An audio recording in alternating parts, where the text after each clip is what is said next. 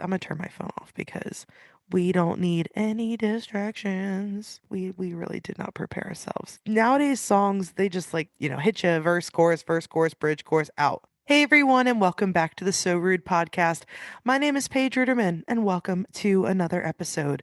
Today, I want to talk about the songs that I'm listening to right now and what I'm learning from them as a songwriter.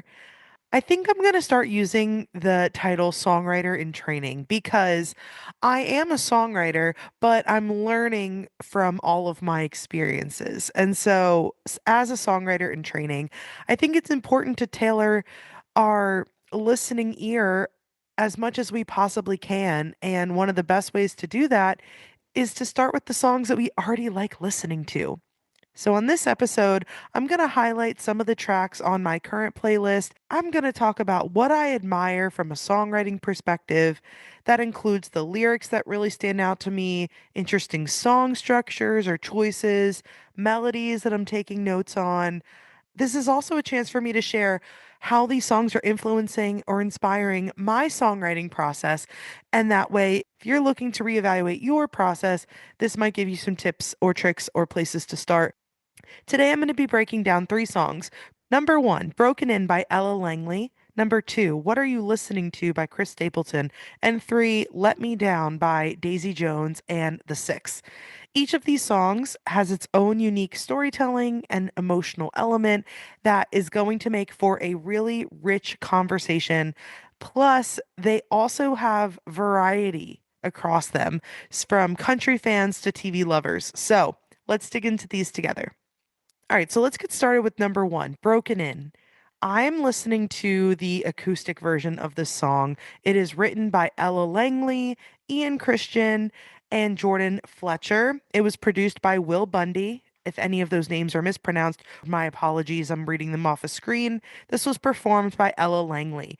So immediately when this song starts, it sets a story from the get-go. The voice is very forward. She has a very soulful voice, especially in this particular track. The sound that she has is really, really soulful. It also introduces a guitar lick pretty early on that becomes a melodic motif. So a motif is something that's going to create like a theme in a song. The same way you can have like a theme in a book or the theme in a movie, you can have a melodic motif in a song. And from the outset, this is a very simple track. I'm listening to the acoustic version, so it's possible the full track is more built up, but there's something very attractive from this acoustic version that really speaks to me.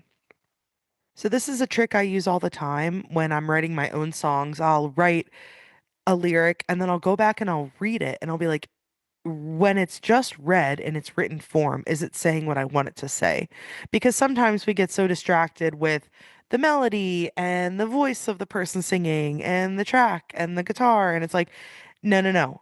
We're songwriters. At the end of the day, is the lyric good?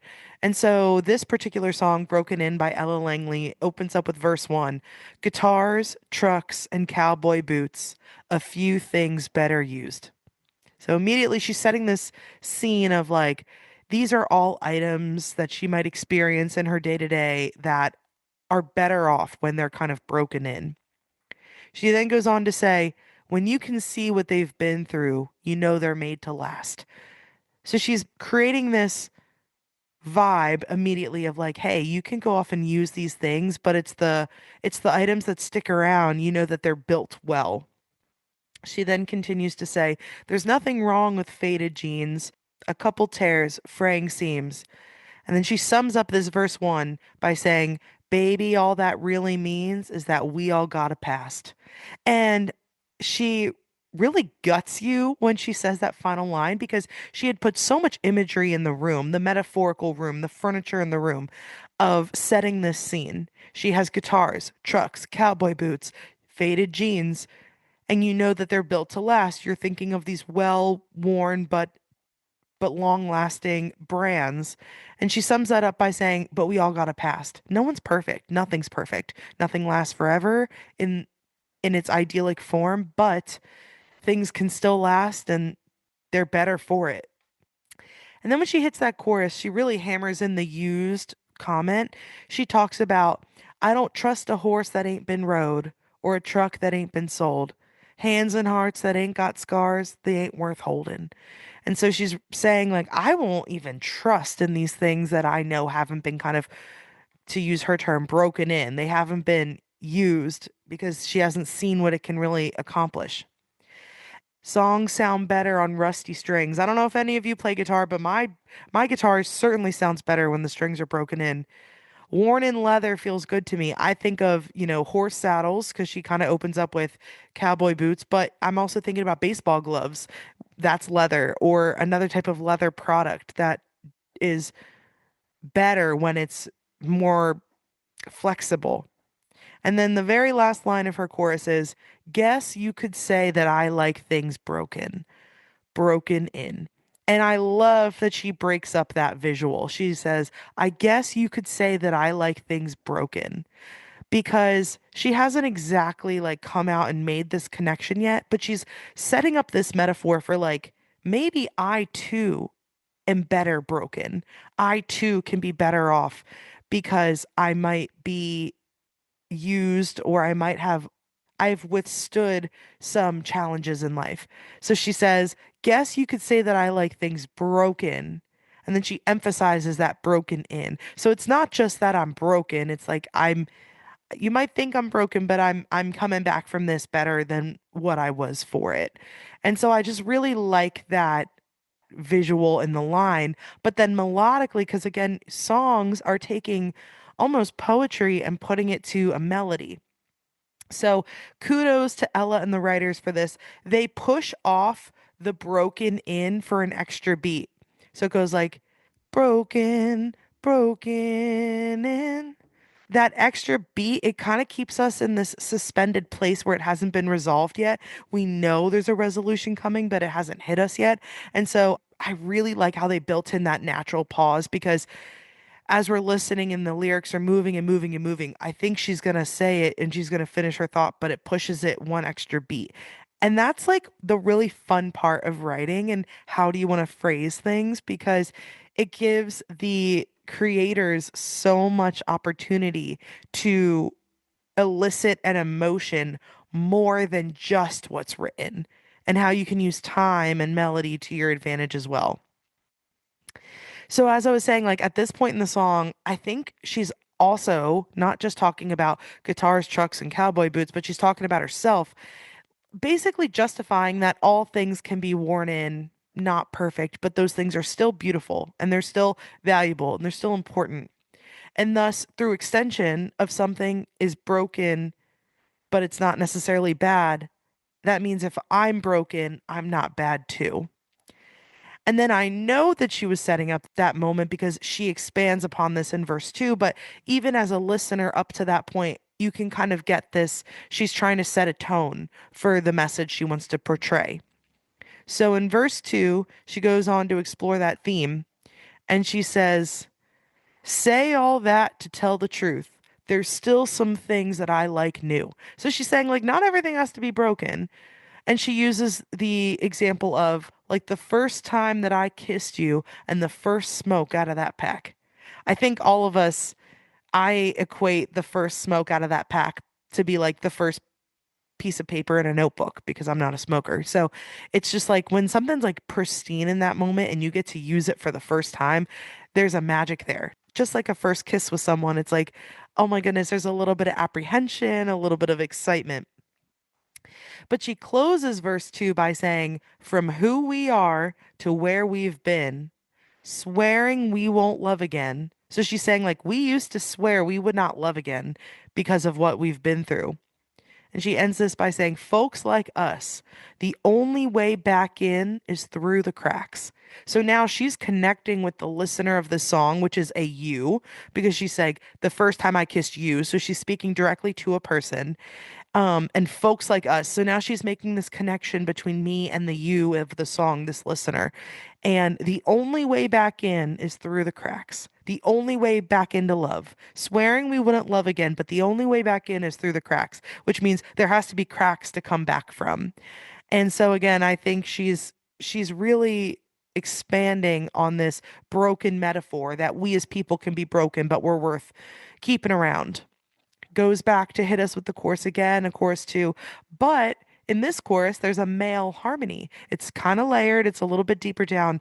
And to me, I think that shows that this message can come from both men and women. A man could say this about a woman could say this about a man. Like this feeling of being broken due to past experiences is not only isolated to one particular gender or one particular experience. Like we across the lifespan can experience this again. And then in a really interesting bridge, this is where I think it's so cool to explore what someone's doing when they're writing their lyric. She starts off her bridge by saying, guitars, trucks, and cowboy boots, a few things better used. Now, does that sound familiar to you? It sounds familiar to me because that's the opening line of the song. So now she's said this opening line, these things are better used. She goes through this whole analogy of, I don't trust things that haven't been broken in. I guess you could say I like things that are broken in, and that, I still like new things, but love, that's where it comes from, the heartache and how you can really connect with a new person. So she's revisiting the same line, and then she says, when you can see what they've been through, again, that's the first half of the second line of verse 1, but then she changes it and she says, kind of like me and you. So now all of that metaphor, we know she's talking about herself and we know she's talking about a love interest because she's really made the connection to us. She said, just like guitars, trucks, and cowboy boots, those things that are better used, kind of like me and you, which I love. And then she comes right back to that final chorus, but she does it in a breakdown where she kind of like lowers the energy. It allows her voice to truly sell. This is a storytelling song, so you need the voice that's going to be able to carry that message. I think hers does it really well. But interestingly, from a melodic choice, she did not change the melody in the final chorus. So sometimes in these types of final choruses, big message songs, you'll either like raise the melody or you'll create a variation to kind of catch the ear and be like, I want to emphasize this. I'm emphasizing this because I'm changing it. But to me, it also was emphasized because she didn't change it. And I was expecting that and she didn't do it. And so for her to make the choice not to, it also draws your ear in and you're like, huh, I didn't know that was coming. And I think that's what allows country songs to really hit deeply, even when they're written in a very clear, easy to understand format, because they're telling you like it is. It's delivered in a format that you really get what they're saying. So everything about this song, from the production elements of keeping the guitar melodic motif going, it's a little bit lower energy because it's an acoustic track and it's a really focusing her voice really towards the front and allowing her to shine. This song, from the writing to the everything, is truly a favorite of mine. Great job to those writers. Song number two, What Are You Listening To? This was written by Chris Stapleton and Lee Thomas Miller, produced by Tony Brown, and performed by Chris Stapleton.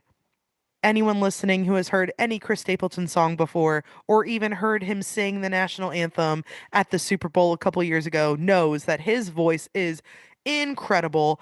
The soul and the country rock vibe that he's able to produce is the perfect blend for the type of music that he makes.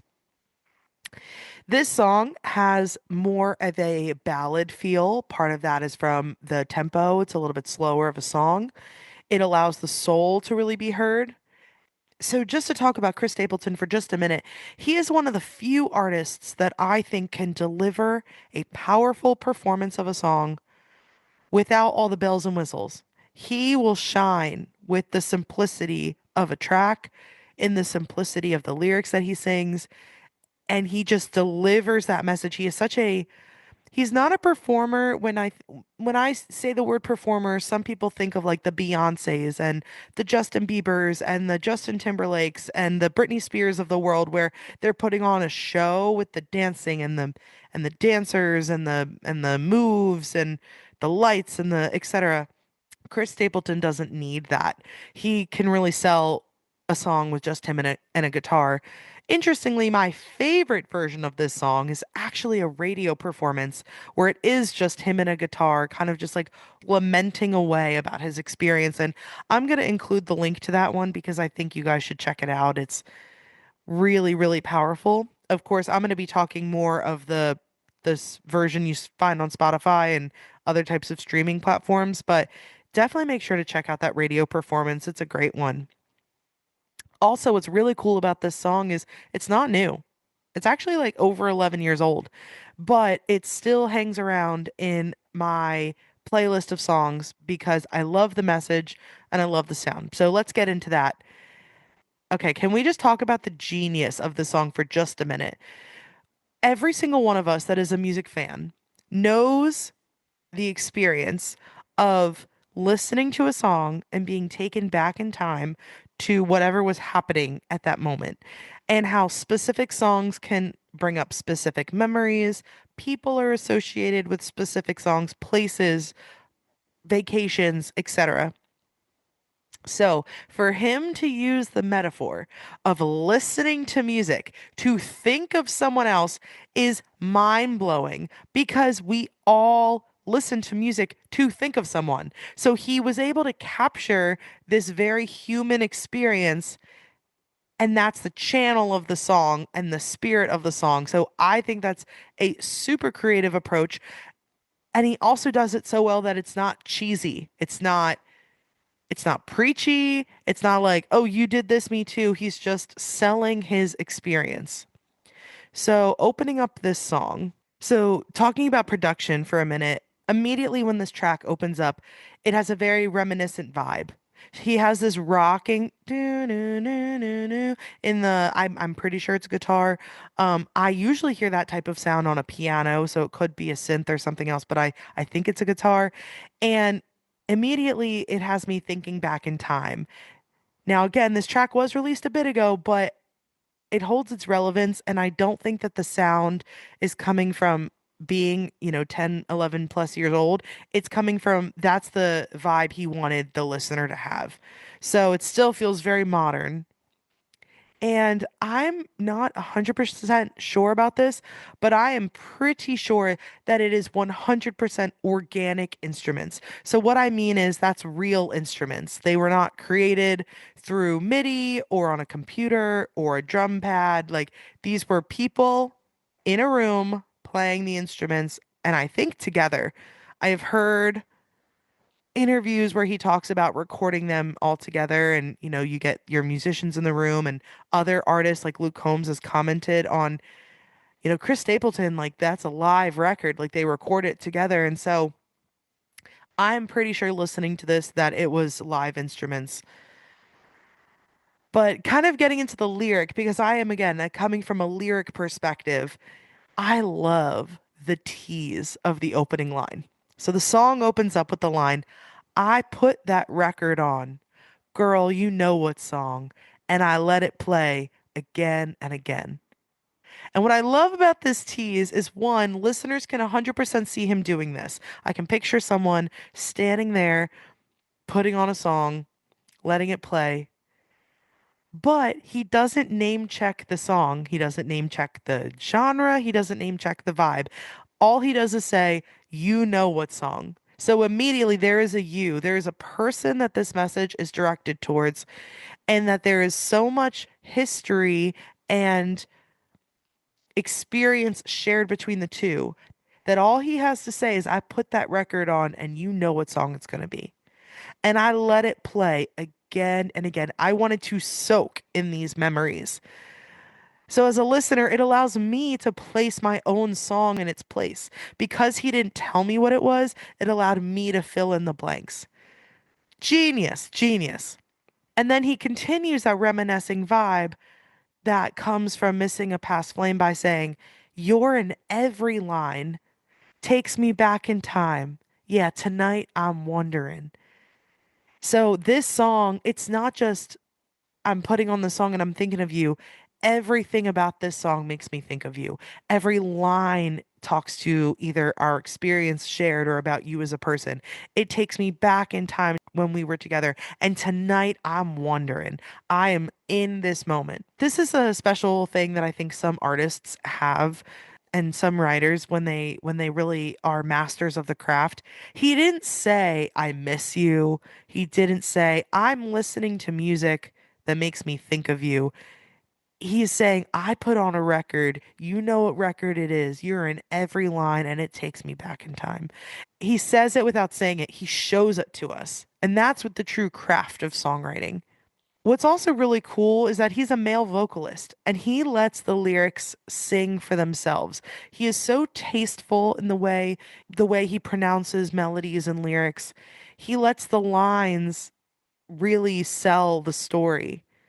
But when he does break out a change from the melody, it's so soulful. And we hear that on the word wonder. And he goes, wondering.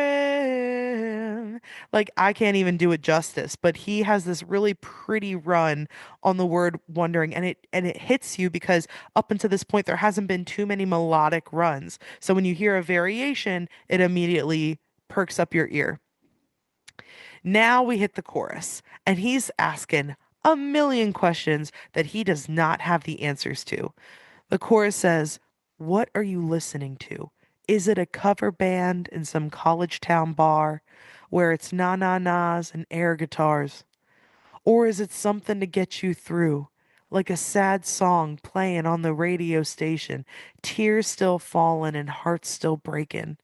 He's like, where are you in this recovery of this relationship? Are you out having fun? Are you still sad crying at home?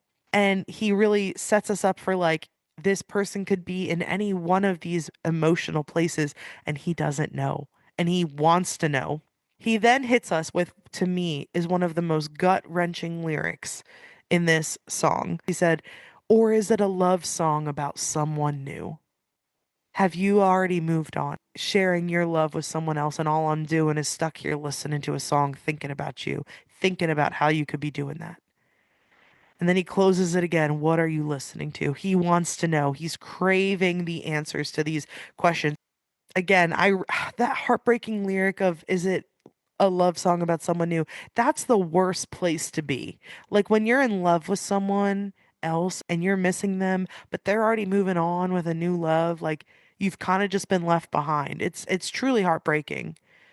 And the track up until this point, the track helped set this scene. There's a shaker, a synth, a guitar, and it creates a very mid-tempo vibe, but it's kind of a sad thought. It's not overrun with a bunch of production things that are trying to catch your ear every 10 seconds. It's just letting the story progress. And then he goes into verse 2 where he starts to speculate. I like to believe that you're just like me, trying to figure out how a good thing goes bad. Because we are starting to get more emotion in the variation of the melody in this point. He's kind of changing it up. And then he says, I don't know. I can't let it go. Yeah, it's about to drive me mad. He really opens up on that line again melodically. It's about to drive me mad. He gets a little bit of a run going. I love how simple this language is, but it completely gets the point across. I know exactly this feeling. I have felt this feeling. And interestingly, this is another song where the vocal is very forward. You can completely hear what he's saying. It's very crystal clear. It's not muddled in the track. And he gives space in each line to let the listener really think. He hits us again with that same chorus, what are you listening to? And then he hits a bridge. Up until this point, the melody has been a little bit more laid back. It's kind of mid tempo. Now the melody is starting to rush. Is it a feel good song gets you driving too fast? The one that gets you moving on past the past? Or the kind that you can't help singing along? Is it headphones on a downtown train? Or a window seat on an outbound plane? Is it LA, sunny and Memphis blue? I wish I knew. I wish I knew. He's begging in that final line. I wish I knew what it was. Like, where are you? And I think he wants to know because Maybe music was their connection. I mean, I'm starting to speculate a little bit here, but I'm gonna go on a limb and saying like they were really connected in music. And it's almost like you kind of know what mood your partner is in based on what they're listening to. Like if I come up to the house blaring pop, fun, going out music, there's a good chance I'm in a good mood. If I come up blaring sad music, it's a good chance I'm in a sad mood or mad music, right? Like you can kind of get a gist of how your partner or your friends or your family are feeling based off what they're listening to. And maybe he had even created some awareness around his partner, like these are the songs that she plays when, she's having a bad day. And so he wants to know, like, what are you doing? Because I know what I'm doing, and all I'm doing is sitting here wondering, what are you listening to? Now, this chorus that comes back for that final time, it's also a little back down. It lets the lyrics shine. And then this song does something similar that Broken In by Ella Langley did, which is it repeats an earlier line. So the very end of the song says, I put that record on, girl, you know what song, and I let it play again and again. To me, this person's just stuck. They're stuck in this moment. It's a really interesting production choice to me, but going back to that kind of like rocking, like, no, no, no, no, no, it it almost makes the sound of like when a vinyl is spinning when it's finished, but it hasn't been picked up yet, and it's kind of like you hear it's turning, but it's not making any new music. I'm curious if that's just like an interesting coincidence or if that was a true production choice. What's also cool about this song, it can very easily be translated to the live performance. Sometimes we hear songs that have so much track in them that I can imagine it's really hard to replicate that live unless you have a lot of backing tracks playing or you have so many instrumentalists playing at the same time. But sometimes when you keep it simple, it allows it to shine both on the record but also in real life too. Again, Chris Stapleton's voice is incredible, and I love so many of his songs, but that particular one has been on my radar for a while. Number three, Let Me Down Easy. So this song is on repeat for me because recently I watched Daisy Jones and the Six. So this was a book. I read the book back in 2020 about this fictional band. So this is not a real band, but I'm assuming it's based off of some true stories or at least inspired by some true stories.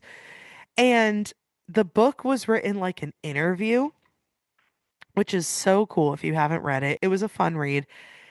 What they ended up doing, they made the book into a TV show, and every single episode of the TV show was a song on an album, and then they released the album for the series. And so I'm a big music lover. I'm a lover of movie and TV music, musical music. I always really enjoyed that stuff growing up. And so I connected not only to the show because I thought the characters were great and I thought they did such a fantastic job, but the songs too. So the writers of this song, Let Me Down Easy, are Ali Tamposi, Blake Mills, James Valentine, and Z Berg. And it was produced by Blake Mills. Again, if any mispronunciations, apologies. So this particular song had a 70s feel because that is when the show took place. I didn't listen to a whole lot of 70s growing up. I listened to Motown or whatever was on like top 40 pop radio or whatever my parents were playing. So it took me a little bit of time for my tastes to acquire this new sound and to start to like it. But once I did, I was hooked. This tune opens up with a really cool drum roll into a funky guitar riff. So immediately you can tell listening to this song, like, okay, this is a period. When they talk about like period pieces where movies are set in like World War II or whatever, this was a period piece of the 70s, and boy, did they capture it. It opens up with the line, You found me lost in a daydream feeling. I've been awake too long. Instantly, I know exactly what that feeling is like. If I've ever pulled an all-nighter or stayed up way too late when life doesn't really feel real, I'm kind of like, is this real? Is this not real? You don't really know what to believe.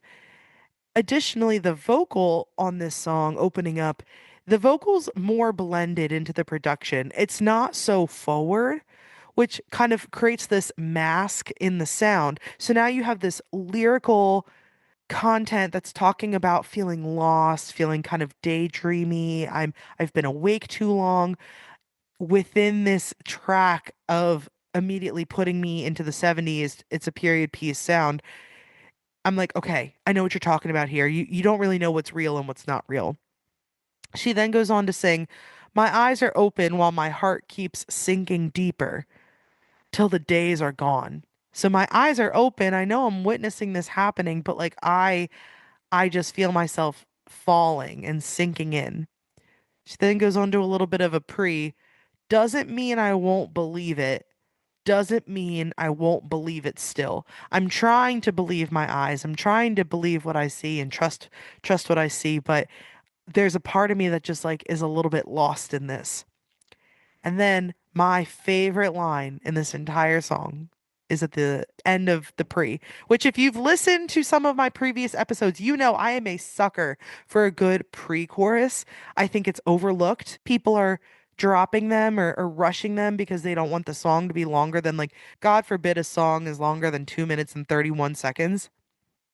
But the best line of this entire song is, every lie is true at the time. Baby, that's the thrill. Let's hang on that for just a second. Every lie is true at the time. When I say it, I mean it. I meant it when I said it, but only time will show me that that wasn't true.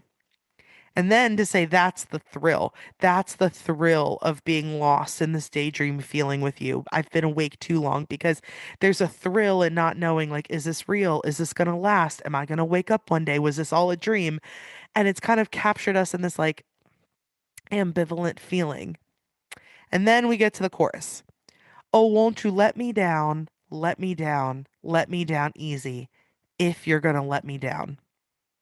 If you're going to let me down easy if you're going to let me down. So basically, this person is pleading and saying, like, if you're going to end up dropping me after either promises made or like living in this daydream fantasy with me, at least let me down easy. Don't let me crash and burn. What's also really cool about this chorus is it's very repetitive. And I think that's cool because it allows the instruments to do so much of the talking as well. And the hi-hat emphasis creates this really attractive, hooky drum sound. And then the line, don't you gonna tell me that you loved me while you leaving if you're gonna let me down. As you're letting me down, don't tell me that you love me while you're leaving me behind. Don't like twist that knife in a little bit. Don't sink that hurt in even deeper. It's almost like a plea. Don't twist that knife if you're going to leave me. And that reminds me of the earlier lyric, every lie is true at the time, baby, that's the thrill. Like I believed you. I believed these what ultimately were lies. I thought they were the truth. We were riding this roller coaster together. So don't you tell me that you loved me while you're leaving. Don't hurt me that way. I love the repetitiveness of this chorus. We don't get sing-along choruses like this anymore. I feel like either from a country perspective, they're trying to fill it with lyric, which I love. From a pop perspective, you don't get the cleverness of the lyrics anymore. A lot of times they might be leaning either way too simple, but I just really loved this chorus and it allowed me to sink in to the vibe again. It's almost like that deep sleep. Like I just want to listen to it. It's just playing for me. Now, the track, oh my God, so much is happening in this track, but between the chorus one and verse two, there is an instrumental section, and you get this really sick killer guitar.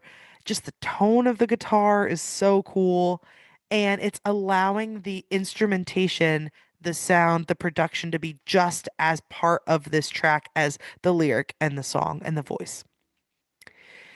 Now, what's really cool about this song in comparison to the other two is that this is a duet.